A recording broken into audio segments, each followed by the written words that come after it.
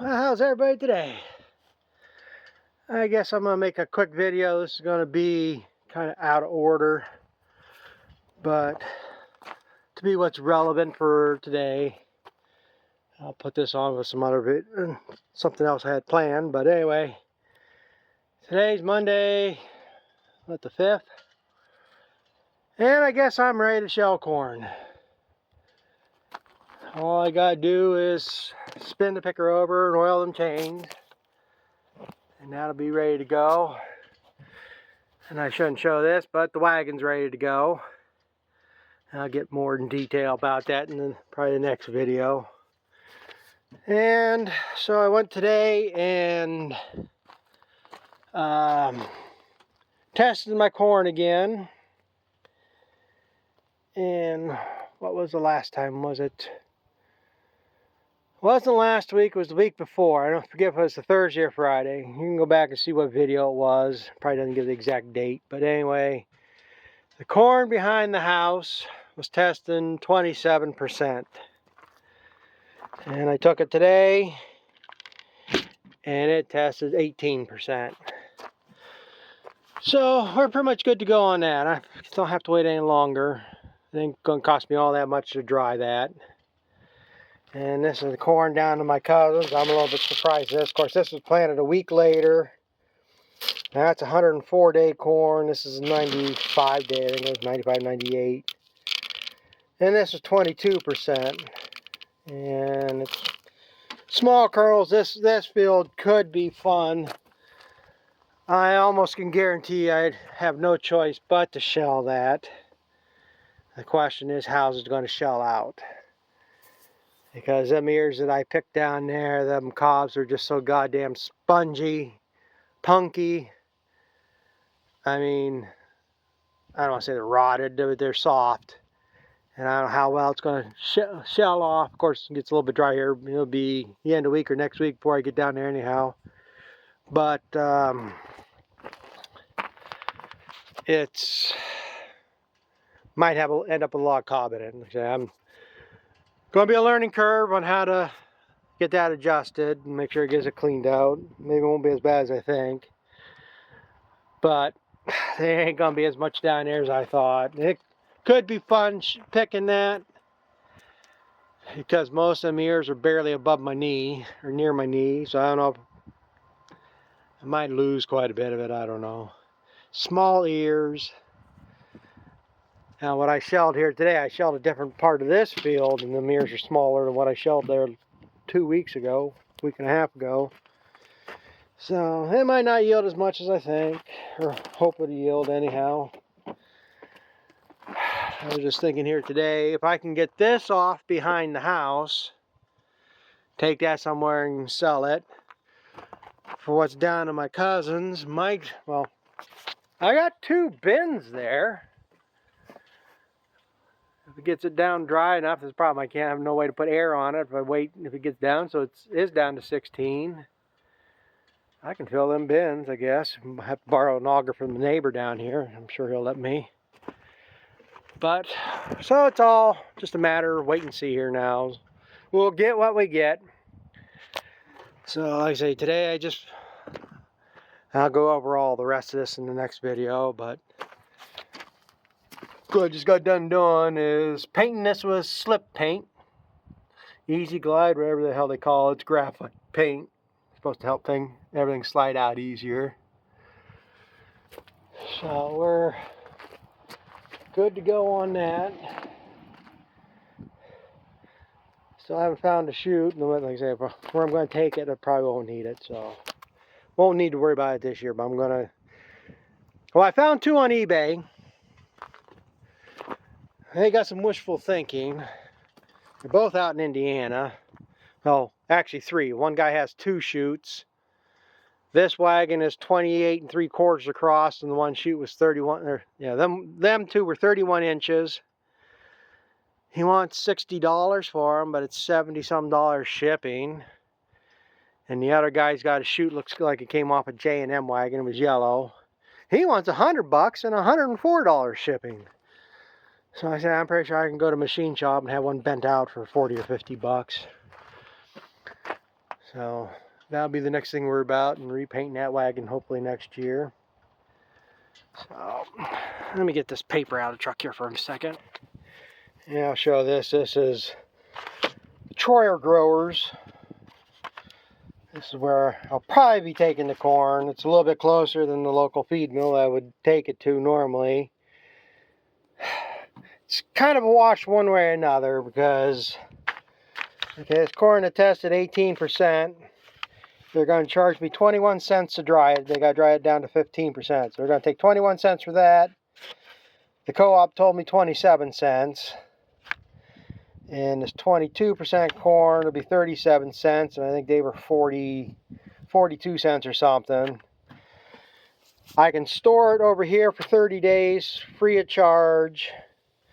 The only thing is, they were going to take 65 cents. Corn price at market less 65 cents when I sell it. Plus whatever their storage charges. I didn't find that out. But, so in the end, do I take it over here to save, I could save 6 cents a bushel and probably 5, maybe it's 6 cents a bushel there. But then they take 65 cents. Probably overall in the end, it's going to be a wash. It ain't going to be a whole hell of a lot. This is an example they give. This is how they calculate corn. If you take in 1,000 bushels, now this is some high priced, but there you got shrinkage. So every point over 15%, they take 1.6% shrinkage. So if you take over 1,000 bushel, so basically this corn down to my cousins at 23%, it's 23 down to 15 is 8. So you take 1.6 times 8, so that's 126 bushel you're losing off 1,000 bushel. So you're going to have 872 bushels of dry corn. They're going to charge you 41 cents a bushel drying, so you're going to have almost $40 in drying costs. If the price, Chicago exchange is $6.50, by the time they take the drying, they're 65 cents. And the shrinkage you're going to have, you'll be down to $5.29 on that 872 bushels. So it'll be $4,787. So, and I think she said today's price is $4.14. So basically I'm going to be taking 65 on that 18%, say that 18% corn, 65 and 21, so it's 86 cents off of $8.14 would be my pay price. So, at today's price, who knows what I'll do here. For what I got, no sense saving it for another year or saving it till later, trying to get a better price. I might make another $100, $200. So, we'll get down there. I mean, I'm going to be lucky if I get 1,000 bushels, periods. But so we're all going to see. So hopefully tomorrow, I might just try to shell it. I mean, I can go shell a load tomorrow. I don't have to take it over there yet exactly tomorrow. I can take it over there. Wednesday's chance rain. Maybe we'll take it over Thursday. And we go from there. As far as I can tell, everything's ready to go. Didn't check tractor out here yet. So, I think probably what I'm going to add on to this one's figuring out what I was going to do with running gears. So, yeah. So, like I say, just hope everybody makes the right choice tomorrow, whether there's a right choice or not. But the choice you should be making, I think, is pretty clear. Don't try to be political on here. I mean, this is a farming channel. I think everybody has a pretty good idea of where I stand and stuff. But again, the shit that this country is doing right now, if you're going to vote for it again, you have mental problems. I don't know if any of you have heard, I'm sure it's the biggest thing around there now, the stupidity of the people we put in charge or think that they're in charge. That's the problem. These are the people that think they're in charge because they have the title. but Peanut the squirrel. I mean, that is so goddamn asinine. I mean, even a dog, if it bites somebody, they quarantine it. So if you haven't heard, basically this guy rescued an orphan squirrel like 7 years ago, raised it up, and of course you can't really put it back out in the wild. And he has started a refuge saving animals, battered horses and stuff. And this squirrel, he made videos of him raising money to support this cause. Now, from what I've seen, the whole story is, and he had a raccoon that he was rehabilitating at the moment, a baby raccoon, that from the clips I saw and the comments I read, some Karen reported him for not having a wildlife license. And I don't know which authoritative office came in. They got a warrant, and 5 officers go to his place, detained him, questioned him for 5 hours, confiscated the squirrel and the raccoon. 2 days later, euthanized them. The squirrel is basically his pet. The raccoon he was going to release again. Now, reading some of the other comments, the gist I got was one of them nipped one of the officers or the people that took him, or whatever seemed to be aggressive, so they euthanized him so they could test him for rabies. Now, my God, I am sure that if he was rebelling that raccoon and they were taking him to the vet and stuff, that raccoon was probably vaccinated and stuff. But this is the idiocy we have in this country, that somebody thinks they can dictate over what somebody else does. And like I say, they want to kill babies. Now they're killing those squirrels. They deny that people are eating cats and dogs. I'm not 100% sure. I'm pretty sure that was going on from the clips that I saw. People that verified it. They don't care about the American people. They give all the money to these illegals coming in, instead of the people in our country that needs help. They had no money for all these hurricane victims. And I'm glad the videos I saw on them where these people went in and rebuilt roads themselves. And when FEMA came in there, they told them to get the hell out of there. And even when they do act like they're giving you something, if you got to read the fine print. Supposedly that's $750 that they were giving people, and a lot of people didn't qualify for it even if they lost everything. But basically, several things I saw, the fine print is that it's a loan, and it's got to be paid back within a year, and if it's not paid back, then they're going to confiscate your property. So don't trust the government. I'm not saying either side is better than the other, because it's like the story of the red ants and the black ants. You put them both in a jar, and there's usually no problem until somebody shakes that jar. Then the black one thinks it's the red one that shook it, and the red one thinks it's the black one that shook it, and that's where you get the conflict. And they're just keeping everybody distracted with and divided with conflict while they're being the puppeteers in the background. And like I say, I don't think it's the left and the right. I think there's another level above them. They're pulling the strings, and they're all being manipulated, and just seeing how they can manipulate them. So I hope this didn't disturb anybody around away, but at the end, I'm gonna say put getting one running gear figured out here yet. So that being said, thanks for watching. There's still another bit here coming, but we'll see how the world turns out tomorrow. I don't think there's going to be any resolution tomorrow. After tomorrow, things are going to get worse. Going to get crazier. I mean, it ain't going to end. Well, we're going to see if we can get this silage box off that running gear, so I can get that checked out. I'm sure I'm going to have to pack bearings and stuff. But there were straps that went around the frame in the back. Got both them off. I took the stake pockets off the other side. There's chain wrapped around the frame on the front. I got the one off on that side. This side I didn't, because you can see the way this is leaning. That main beam underneath is all rotted out. So my hope is just to pick this up, slide it over some, flip it off, then later on I'm going to take that front half off, get that shaft off the back, pull the apron chain out of it, and take it for scrap. So, let's see how well it'll go over.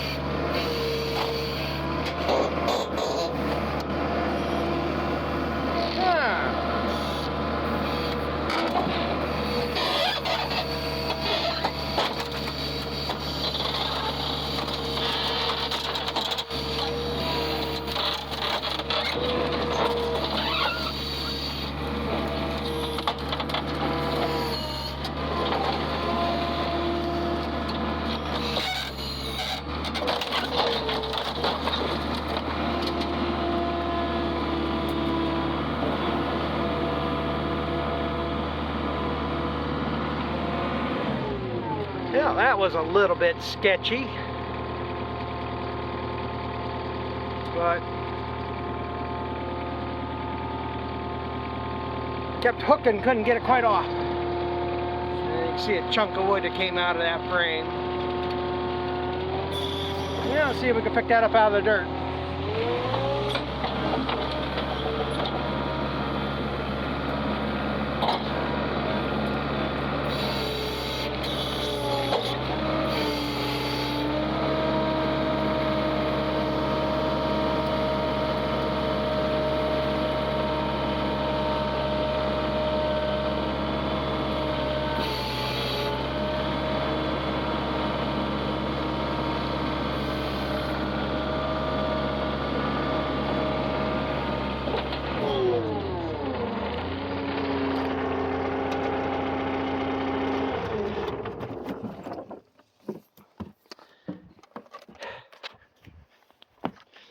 Tomorrow I'll go dig that other running gear I got out. This is why I want these running gears. It's got adjustable tongues.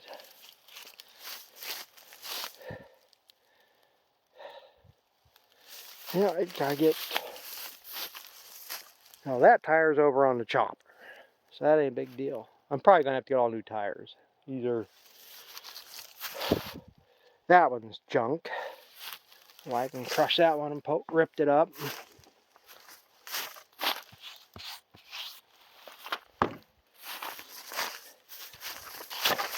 These are 10-ply, 16-inch truck tires, so these would be good tires.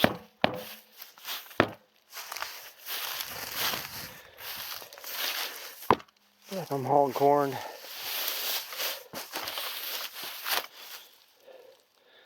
I say it's whatever. I'm either gonna have to take. I can either take. Let's say I've said it so many times. I know. These 4 tires and put it on the 10-ton that I got. Same running gear, it's just a tandem. This one's 12-ton, or single, and this is a tandem. Or go get 2 tires, then put it on this one. Hard telling. I gotta look these tires over a little bit more. Like I say, these are when they're getting cracked and stuff.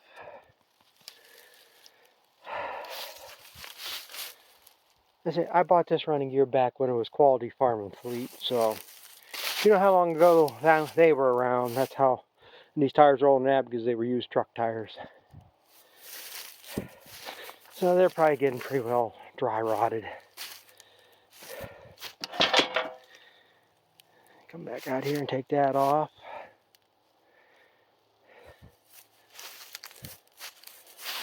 Yeah, it's a shame. Somebody needed parts for Gale Wagon. And that apron chain is near new. Or I wouldn't say near new, but I mean it's a good heavy chain.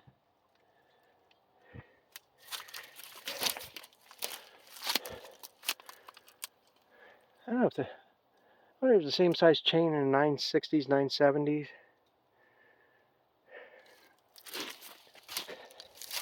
I know this conveyor was a different width between the 970 I had and the 960 in this one.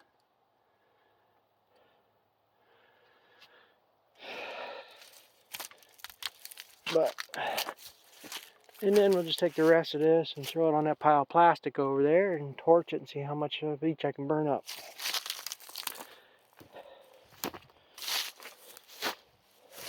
Good board right there. Oh well. That's the next project. This is the biggest thing I gotta do right now is, and I should have next week, I got a thing going on a silage wagon, so one way or the other, and figure what I'm going to do with that upper post. I came across, or was offered another picker today, but it's an 8-roll wide picker. Price is decent, but I don't need it now for the chains, and the frame and that picker doesn't do me no good to put the sheller on. So, what do you do? Still looking. So, that's it for this project for right now.